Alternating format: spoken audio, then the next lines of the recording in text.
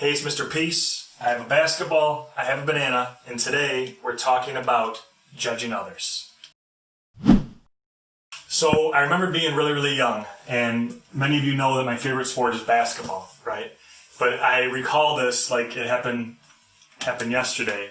And before every game, and I still do this today, that before every basketball game, I have to eat one banana. I have to get my correct level of potassium, and for me, it's just so important to have this one banana. Call it tradition, call it superstition. It's just something that I always do, and I've done since I was very young. Well, this particular game, I remember reaching in my bag like I did right after warm-ups to get to my banana that I'm about to eat, and I can't find it. And I know I always put it in the same spot in my bag, and it just wasn't there. So then out of the corner of my eye, I see a person on the opposing team holding a banana. And I'm thinking to myself, that can't be my banana. But I know my bananas, right? I know the spots on them, I know the coloration, I know the size, like I know my bananas. And so I kind of like did some reconnaissance and like scoped it out a little bit more to see if that truly was mine. And as I got closer, I said, that's my banana. And I walked right up to the kid. He had it in his hand, probably ready to eat it. And I said, hey, give me my banana. I took it back and I walked back to my bench. I cracked open the banana and I started eating the banana. So the game was over. We went home and I started unpacking my bag, my sports bag. And I took my shoes out, my jersey, and then I reached and felt this hole that was under the inside flap. As I reached into the hole, I pulled out my banana. And I felt terrible that I had judged this other person for taking my banana. And really, we judge others all the time, right? We do a great job at that. And you know, it's fine to have these judgments, but we have to get past them, right? And there's this other story too. There was this little boy. He went to this ice cream shop, and it was super busy. And this is years ago too, when ice cream sundaes cost 50 cents, so a long time ago. And he was trying to get the waitress's attention, and you know, his clothes weren't the best, and she just kind of walked past him a couple times and didn't really think much, probably thinking, you know, he didn't have much. But he said, ma'am, I would like some ice cream. And she's like, well, what do you want? He's like, well, how much is an ice cream sundae? Just a scoop of vanilla ice cream with some hot fudge. And she said, it's 50 cents, but stop bugging me. Well, he thought about it and was thinking about, you know, what he wanted to do. And she was walking back in. He's like, ma'am, how much is it for just the scoop of vanilla? And she said, 35 cents, but look, kid, I'm really busy, so do you want the ice cream or not? He's like, yes, I'll take one scoop of vanilla ice cream. So she brings the ice cream in a little cup like this, and he eats it, and he leaves.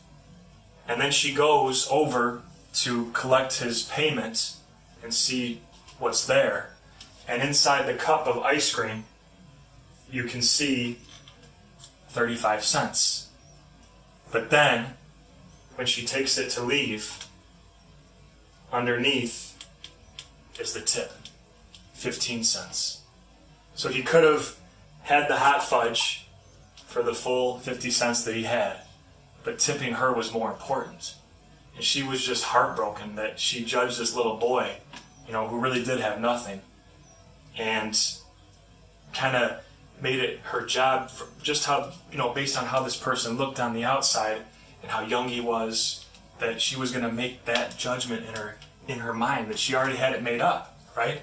That she wasn't going to be nice to him, that she wasn't going to give him like the, you know, time of day. And so we do this all the time, like I said, is that we judge others based on their skin color, or if they're taller than us, or shorter than us, or wider than us, or thinner than us, or speak a different language, or were born in a different country, have a different faith background, whatever it is. And again, it's okay to have those judgments, but we have to get past them. We have to take the few extra seconds, a few extra minutes, whatever it is, to really get to know someone, right? Because who knows if that person could turn out to be our next best friend. I mean, who knows if that person could teach us something. So I really want you to think about this as we're starting this new school year, right?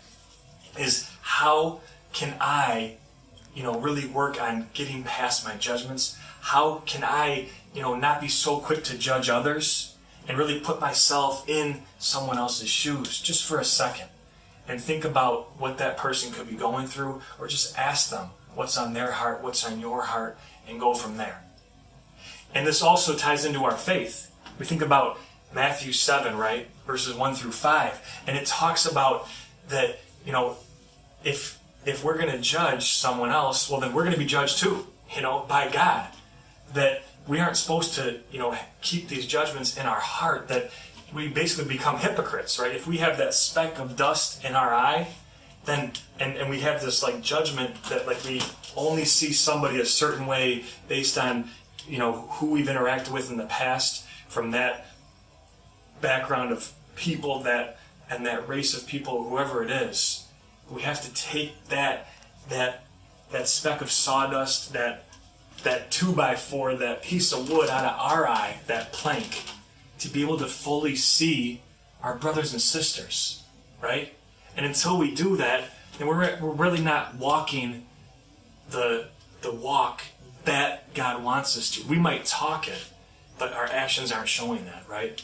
So we have to stop judging others and making sure that those judgments don't stay permanent, right? That we keep our heart open to love, keep our heart open to our faith, keep our heart open to God working through us. So keep all that in mind. Do your best not to judge, right?